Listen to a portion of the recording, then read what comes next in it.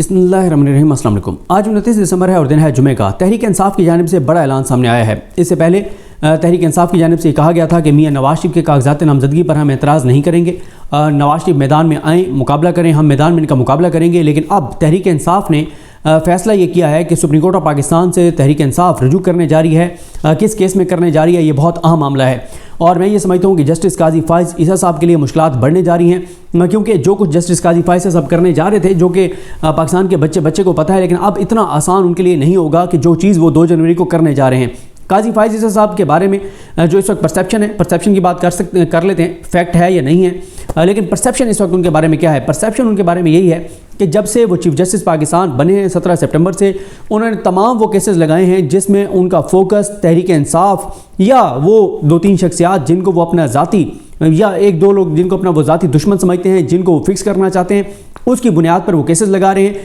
उनके बारे में तासुर ये है कि वो बुग़्ज़, अनाद, नफ़रत और ज़ाती रंजिश, इसकी बुनियाद पर बैठ कर फैसले कर रहे हैं। और ये पाकिस्तान के लिए बहुत ख़तरनाक है कि 25 करोड़ मुल्क की अदालत, सबसे बड़ी अदालत सुप्रीम कोर्ट, सबसे बड़ी अदालत जिसके ऊपर और कोई इदारा नहीं है, कोई फोरम नहीं है, उस सुप्रीम कोर्ट में बैठा हुआ चीफ जस्टिस पाकिस्तान अपने हलफ के मुताबिक नहीं, ये परसेप्शन की बात कर रहा हूँ, परसेप्शन ये है कि वो अपने हलफ के मुताबिक नहीं, वो जो उन्होंने हलफ उठाया था अल्लाह को हाजिर नाज़िर जान के, और वो जो उन्होंने कुरान मजीद पर हलफ लिया और कहा कि मैं जो है वो इंसाफ करूंगा, किसी के लिए बुग़्ज़ नफ़रत रख के, किसी के लिए मोहब्बत रख के, किसी को फेवर नहीं दूंगा, किसी के साथ नाइंसाफ़ी नहीं करूंगा। लेकिन परसेप्शन ये है कि वो ऐसा हरगिज़ नहीं कर रहे।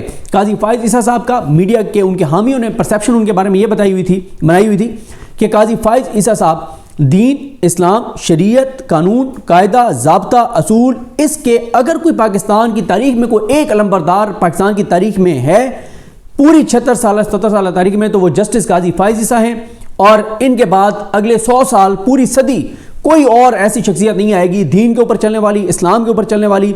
और काजी फ़ाइज़ ईसा साहब से भी आप कुरानी आयात के हवाले सुन लें, आप अहदीस के हवाले सुन लें, आप दीन की बातें सुन लें, आप असूल की बातें सुन लें, आपको लगता है कि यार क्या बात है इनकी, लेकिन उनका जब आप अमल देखते हैं फिर सवालात उठते हैं और परसेप्शन कुछ और है।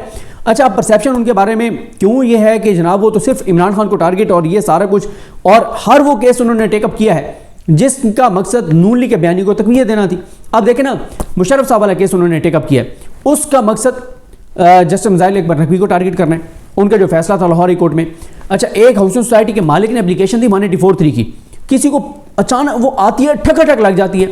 अच्छा, वो तो फिर मामला अतर मिल्ला साहब साथ बैठे थे, अतर मिल्ला साहब ने उस मामले को आगे नहीं बढ़ने दिया, तो इसलिए वो मामला आगे नहीं बढ़ा। उसमें भी वो जहाँ जा रहे थे वो सबको पता है। फिर फैज़ाबाद धरना केस लगाया, उसमें भी वो अपना पर्सनल जो है वो सारा स्कोर सेटल करना, और उसमें भी वो ये कह रहे हैं धरने क्यों हो रहे थे, किसको गिराना था, किसको लाना था, उसमें भी वो सारी चीज़। बहरी टाउन वाला केस क्यों लगाया, बहरी टाउन वाला केस लगाया, उसमें भी अलकादिर ट्रस्ट जो कि है इमरान खान के ऊपर केस, उसमें कि किसी तरह से जनाब ये हो जाए कि वो आके और वो जो बाहर से पैसे आए थे वो साबित हो जाए कि वो गलत पैसे दिए थे इमरान खान हुकूमत ने सुप्रीम कोर्ट को, वो तो हुकूमत के पैसे थे, वो भी इस्टेब्लिश नहीं हुआ वहाँ पे भी। फिर शौकत सिद्दीकी साहब का जो केस है उसमें भी बार बार कहें अच्छा वो आपको अगर इन्फ्लुएंस किया जा रहा था और इलेक्शन रिग्ड किए जा रहे थे तो किसी को तो फ़ायदा दिया जा रहा था ना, वो फ़ायदा किसको दिया जा रहा था उसका नाम लें। मतलब हर वो केस लगाया उन्होंने।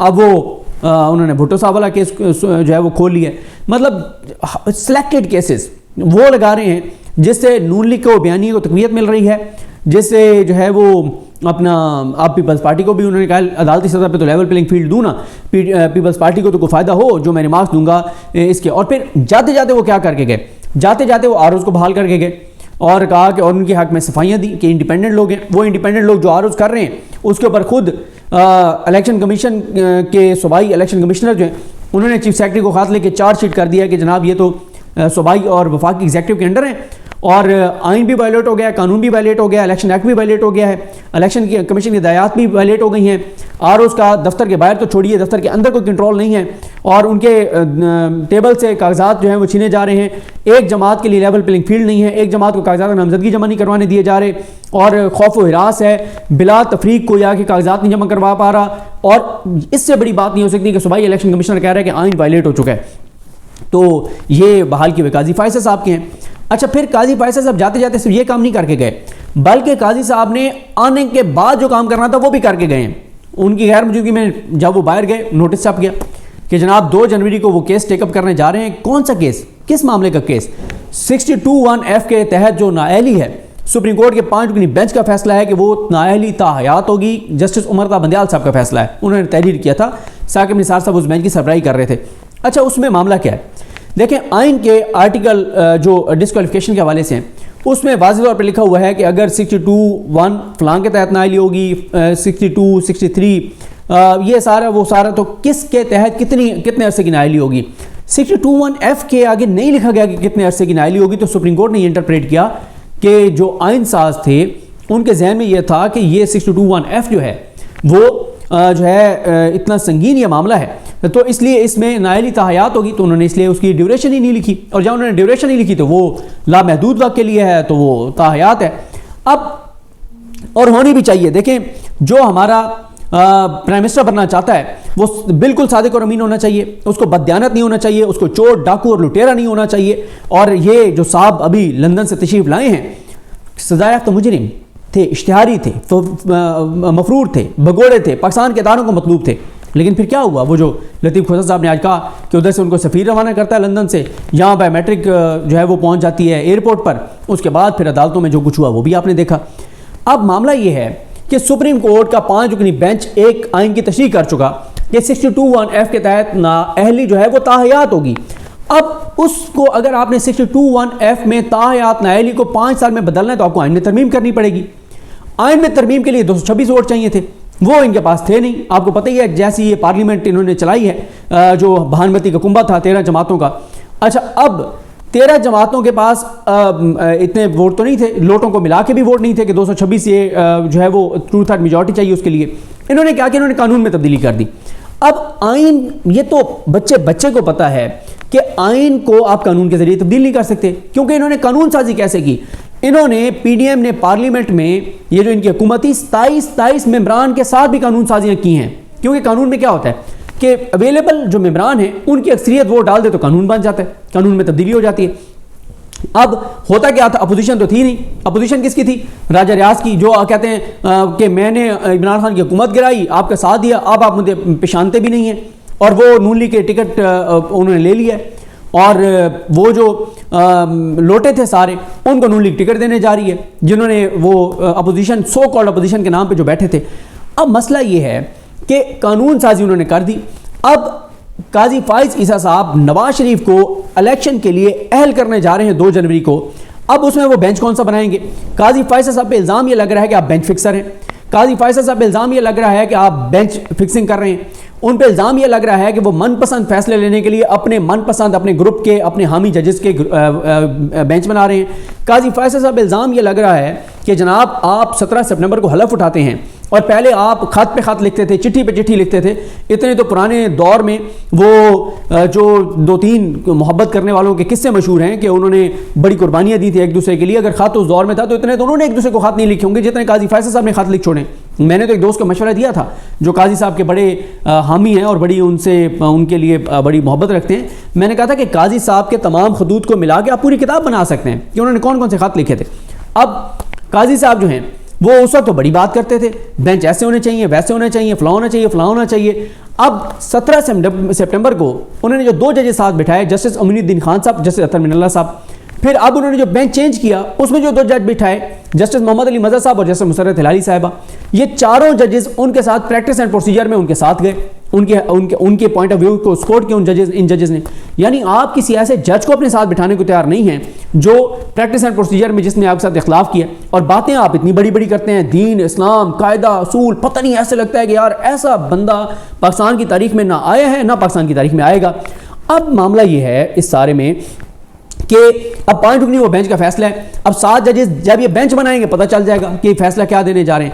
اب یہ بھی ایک بڑا سوال ہے کہ 5 ججز کے فیصلے کو یا تو پھر 6-1 سے یہ کریں فیصلہ، ورنہ کیا ہوگا کیسے ہوگا ان کا تو کوئی پتہ نہیں ہے. 4-3 سے بھی آیا تو یہ پھر وہ کہیں گے کہ جی بس وہ ختم ہو گیا اس 5 رکنی بینچ کا فیصلہ، کیونکہ یہ نیا بینچ بن گیا تھا. اب معاملہ اس میں یہ ہے کہ جناب قانون میں تبدیلی کے، قانون میں کوئی چیز لکھ دینے سے آپ آئین کو کیسے بدل سکتے ہیں؟ اور قاضی صاحب یہ کرنے جا رہے ہیں. لیکن اب ان کے لیے اتنا آسان نہیں ہے، ان کے لیے مشکلات پی ٹی آئی نے کھڑی کر دی ہیں. پی ٹی آئی نے مشکلات تو ان کے لیے کھڑی کر دی ہیں، اور پی ٹی آئی جو ہے وہ انتظار حسین پنجوتا نے یہ اناؤنس کیا ہے اور لطیف کھوسہ صاحب نے کہ ہم جو ہے وہ جا کے فریق بنیں گے سپریم کورٹ میں اور ہم یہ بات کہیں گے کہ 62(1)(f) کے تحت نااہلی تاحیات ہے اور اگر اس کو چینج کرنا ہے تو آئینی ترمیم کی ضرورت ہے، اس کے لیے قانون سازی سے آپ آئین کو نہیں بدل سکتے۔ اور پھر قاضی صاحب دیکھیں مسئلہ یہ ہے کہ قاضی صاحب جو ہیں ان کو قانون سے ویسے وہ آئین ہر وقت آئین کی کتاب لہراتے ہیں اور جو انہوں نے پہلے پریکٹس اینڈ پروسیجر میں بھی یہ کیا کہ پریکٹس اینڈ پروسیجر کا قانون جیسے ہی بنا نون لیگ نے بنایا، بچے کو پتہ ہے کہ عمر تا بندیال صاحب کو کمزور کرنے کے لیے بنایا تھا، ان کو کنٹرول کرنے کے لیے بنایا تھا، لیکن قاضی صاحب نے کیا کیا؟ قاضی صاحب وہ جیسے رس کے کوئی بیٹھ جاتا ہے نا ہمارے یہاں، ناراض ہو کے بیٹھ جاتا ہے، سائڈ پہ ہو کے بیٹھ جاتا ہے کہ میں نے نہیں کھیلنا، میں نے نہیں کھانا، میں نے نہیں آنا۔ قاضی صاحب کئی ماہ تک بیٹھ کے صرف تنخواہ لیتے رہے ہیں اور انہوں نے کوئی کیس نہیں سنا۔ کیوں؟ کہتے ہیں وہ نون لیگ نے قانون بنا دیا پریکٹس اینڈ پروسیجر، اس کے مطابق کوئی بینچ بنے گا تو میں بیٹھوں گا۔ یعنی آپ کو نون لیگ کا بنایا ہوا قانون اتنا عزیز ہے کہ آپ کئی ماہ تک آپ بینچ میں نہیں بیٹھے۔ پھر ایک اور مسئلہ ہے، دیکھیں قاضی صاحب کے اوپر الزام یہ ہے کہ قاضی صاحب یہ سمجھتے ہیں کہ جب میں مشکل میں تھا، میری بیوی بچوں کے ڈکلیئر جو اثاثے جو ڈکلیئر نہیں کیے تھے انہوں نے اثاثے وہ سامنے آئے تھے، تو قاضی صاحب یہ سمجھتے ہیں کہ ان اثاثوں کا جو کیس بنا اس میں قاضی صاحب یہ سمجھتے ہیں کہ کیونکہ نون لیگ نے مجھے بہت سپورٹ کیا، نون لیگ کی وکلا تنظیموں نے بہت سپورٹ کیا اور آپ کو پتہ ہے نون لیگ کی بہت انویسٹمنٹ ہے وکلا تنظیموں کے اوپر، تو قاضی صاحب یہ سمجھتے ہیں کیونکہ نون لیگ نے مجھے سپورٹ کیا تو اب یہ پے بیک ٹائم ہے، یہ الزام ہے ان کے اوپر اور وہ اس پرسیپشن کو، اس الزام کو اپنے ایکٹس کے ساتھ مضبوط بھی کر رہے ہیں جس طرح کی وہ چیزیں کر رہے ہیں۔ اب ایک اور مسئلہ یہ ہے کہ وہی وکلا جو قاضی فائز صاحب کا کیس آ کے لڑتے رہے ہیں وہ آپ قاضی صاحب کے سامنے پیش بھی ہوتے ہیں، مطلب جو آپ کا کیس فری میں لڑتے رہے ہیں ان کو نہیں پیش ہونا چاہیے آپ کے سامنے۔ یہ انڈرسٹوڈ ہے کہ میرے لیے کوئی مفت لڑتا رہا ہے تو وہ میں اگر کسی منصب پہ بیٹھوں میرے سامنے آئے گا تو ڈیفینیٹلی میں اس کے لیے اس کی فیور کروں گا کہ یار میرے لیے تو مفت لڑتا رہا ہے اور مجھے تو بچایا اس نے، ورنہ میرا کیس اتنا کلیئر تھا، کیس تھا اور اتنا کلیئر کیس تھا کہ میں نے تو بچنا ہی نہیں تھا، مجھے تو اس نے بچایا۔ تو اب یہ بات ہے اور نون لیگ دیکھیں مسلسل یہ کہتی رہی کہ نواز شریف اس وقت آئیں گے جب بندیال صاحب ریٹائر ہو جائیں گے اور وہی ہوا، قاضی صاحب آئے اور نواز شریف صاحب بھی آ گئے اور نون لیگ کو پہلے دن سے وہ کہہ رہے ہیں کہ نواز شریف الیکشن لڑنے کے لیے کلیئر کر دیں گے، ہو جائیں گے عمر تا بندیال کے بعد، تو انڈرسٹوڈ تھا کہ وہ قاضی صاحب سے۔ تو یہ کیا مطلب، اس سے پہلے حدیبیہ کیس سب سے ویل ڈاکومنٹڈ کیس حدیبیہ کا شریف خاندان کا، وہ قاضی فیصل صاحب نے بند کیا۔ اب قاضی صاحب کرنے جا رہے ہیں 2 جنوری کو جو کام، یہ جو واردات ہونے جا رہی ہے یہ ملک کے ساتھ زیادتی ہے، یہ ملک کے ساتھ ظلم ہے کہ ایک شخص جو جس نے جھوٹ بولا، جس نے بددیانتی کی، وہ ادھر پرائم منسٹر بھی تھا، ادھر اپنے بیٹے اقامہ لے کے اپنے بیٹے کی کمپنی میں ملازمت بھی کر رہا تھا، یہ کوئی بات ہے کرنے والی؟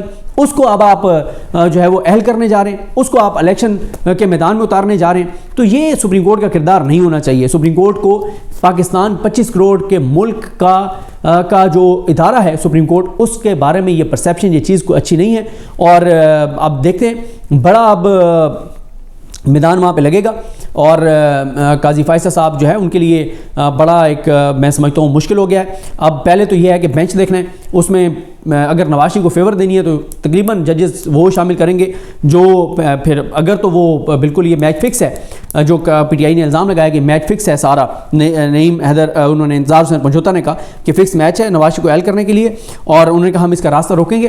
اب اس میں یہ ہے کہ پھر ان ججز کو بٹھایا جائے گا جو نواز شریف کے لیے شاید ان کے لیے کوئی نرم گوشہ رکھتے ہیں، یا قاضی فائز صاحب خود ججز ایسے رکھیں گے جن کا قاضی صاحب کو پتہ ہے کہ میرے سے اختلاف نہیں کر سکتے۔ تو کیا ہوگا یہ 2 جنوری کو پتہ چل جائے گا۔ اور قاضی صاحب جاتے ہوئے آروز کو بحال کر کے گئے، ان آروز کو جن کے حق میں وہ باتیں کرتے رہے وہ ساری غلط ثابت ہوئی، اور آنے کے بعد یکم کو وہ آئیں گے، بیٹھیں گے، سب سے پہلے 2 تاریخ کو وہ کیس جو ہے وہ سب سے بڑی ترجیح ان کی جو ہے وہ نواز شریف کا یہ کیس ہوگا، نواز شریف کو انہوں نے میدان میں اتارنا ہے۔